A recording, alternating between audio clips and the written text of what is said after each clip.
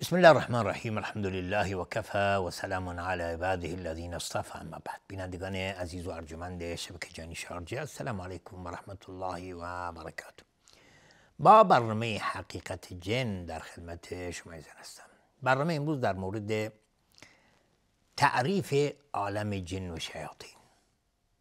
یعنی ما وقتی میگیم در مورد جن و شیاطین، خب جن و شیاطین یک عالم خاص خودشون دارن، مثلا انسان ها که خودشون یک عالم خاصی دارند و روش و طریقه زندگیشون طوری است که خب روش و طریقه زندگی اونها ممکنه طور دیگری باشه. پس اونچنان که ما خلقی از خلق خدا هستیم، جنیان نیز خلقی از خلق خدا هستند.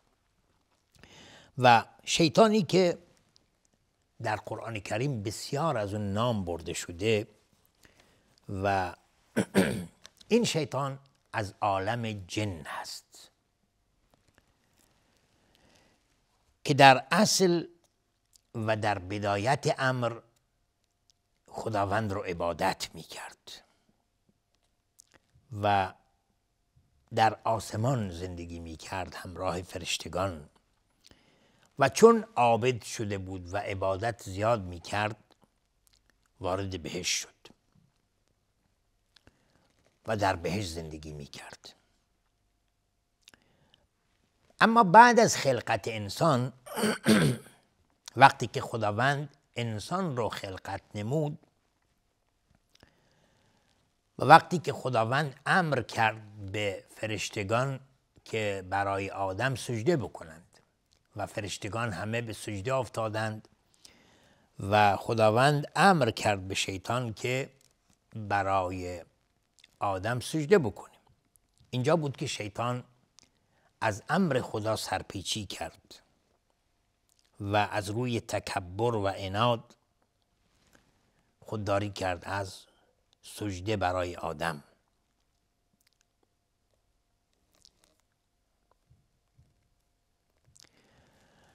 شیطان در زبان عربی اطلاق میشه بر هر چیزی که تمرد بکنه و نافرمانی بکنه و بر این مخلوق شیطان نامگذاری شده برای اون نافرمانی که در مقابل امر خدا کرده و همچنین بر او لفظ طاغوت هم اطلاق شده. خداوند در قرآن کریم می‌فرماید که الذين آمنوا يقاتلون في سبيل الله والذين كفروا يقاتلون في سبيل الطاغوت فقاتلوا أولياء الشيطان إن كيد الشيطان كان ضعيفا.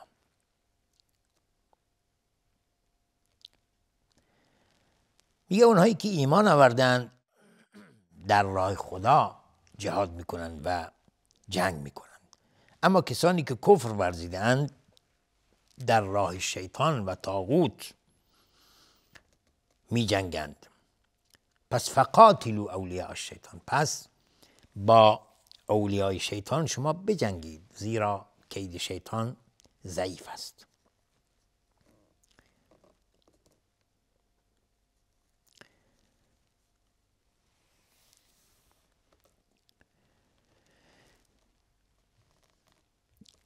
این مخلوق چون از رحمت الهی مایوس شده و مطرود شده، به همین خاطره که خداوند اون رو ابلیس نامیده و ابلیس یا بلس یا البلس در زبان عرب بر چیزی اطلاق میشه که خیری در اون نباشه، یعنی خیری نزد اون نباشه. و ابلسه به معنی مایوس شدن و متحیر ماندن هستش.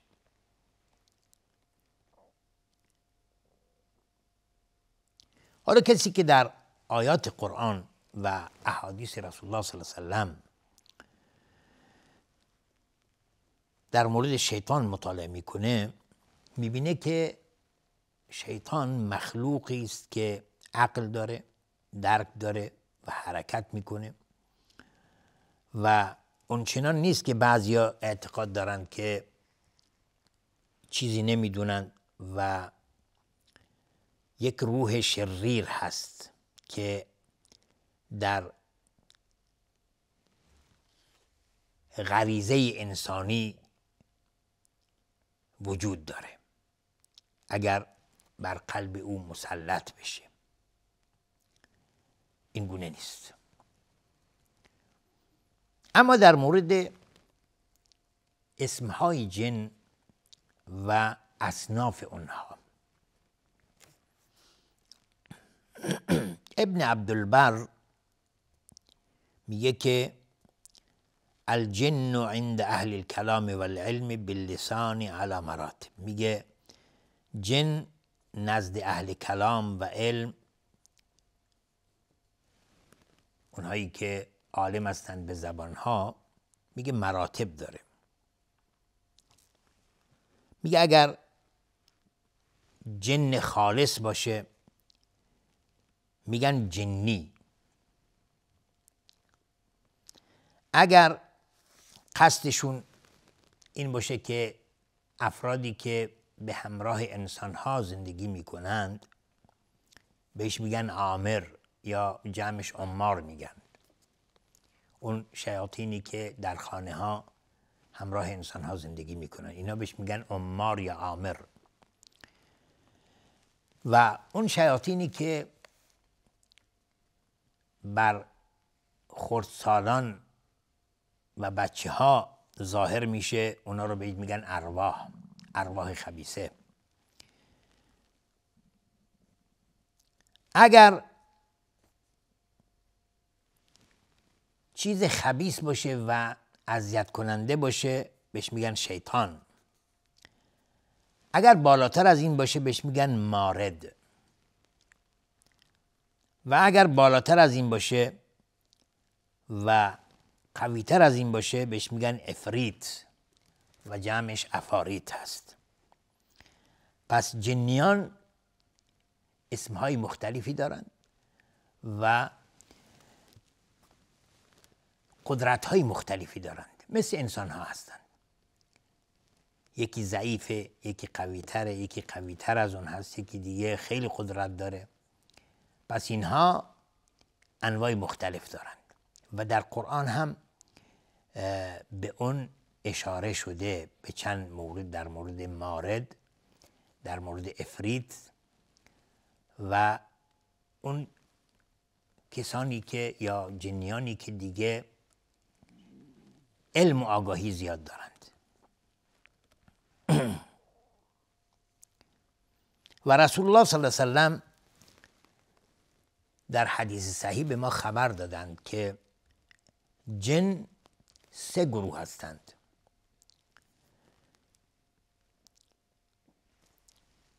صنف یطیر فی الهوا و صنف حیات و کلاب و صنف یحلون و یضعنون.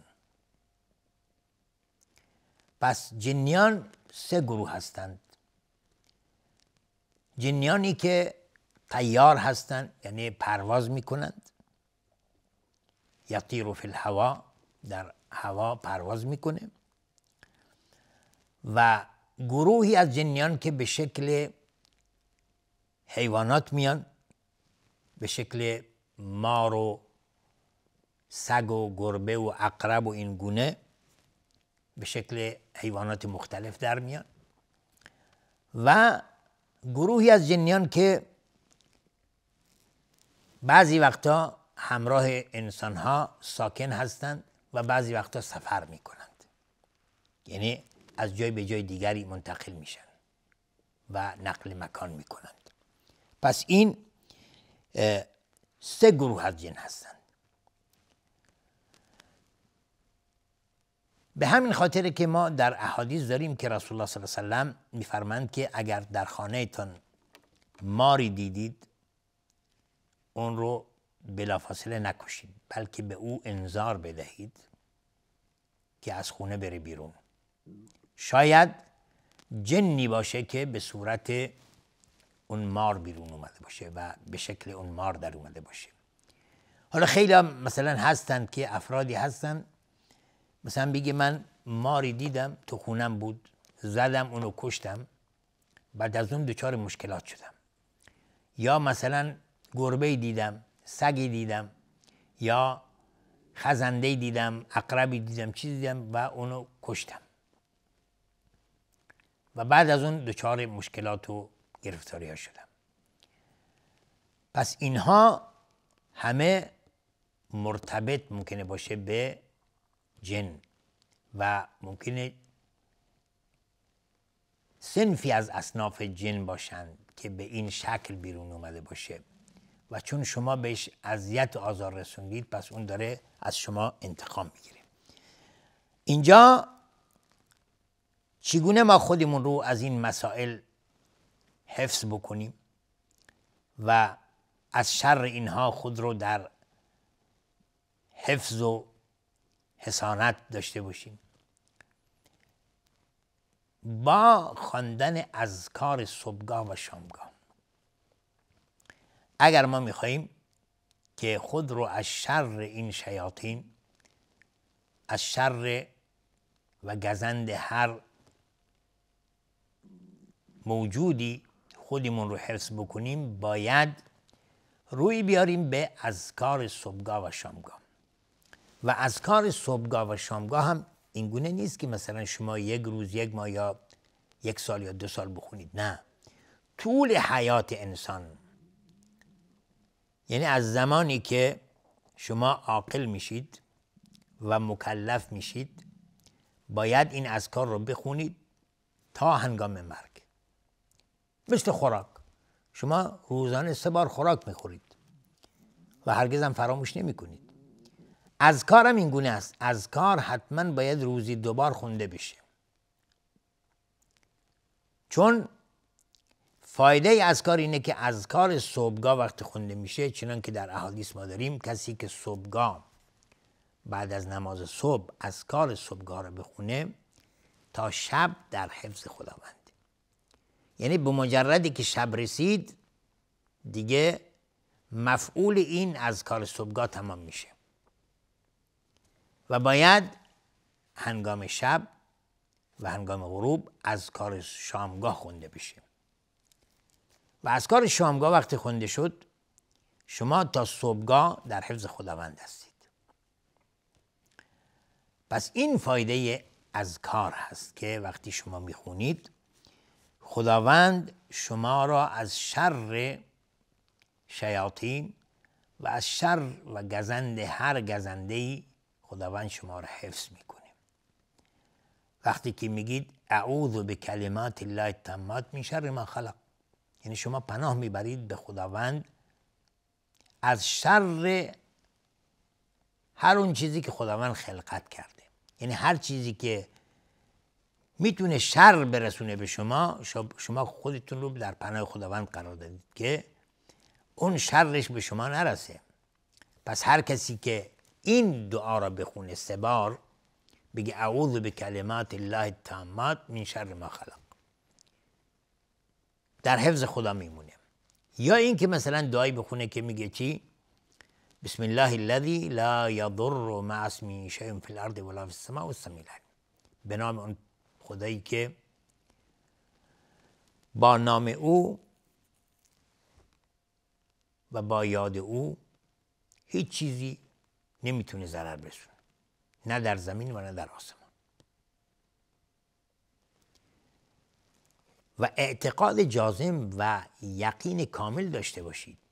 وقتی این دعا را میخونی یقین داشته باشید، نه اینکه شما این دعا را بخونید و شما اون اعتقاد کافی و کامل رو نداشته باشید. یا اینکه مثلا این دعا را خوندی، مثلا میگم یه شخصی که معروف است پیش شما به اینکه چشم شوره مثلا، یا اینکه انسان حسودی است، به مجردی که شما اونو میبینید دل شما به لرزه میفته، یا تو فکرت میاد که ای دادی بیداد که این اومد و منو دید حسودی من میکنه، یا منو دچار حسد میکنه، یا با نظرش و با دیدش منو از بین میبره.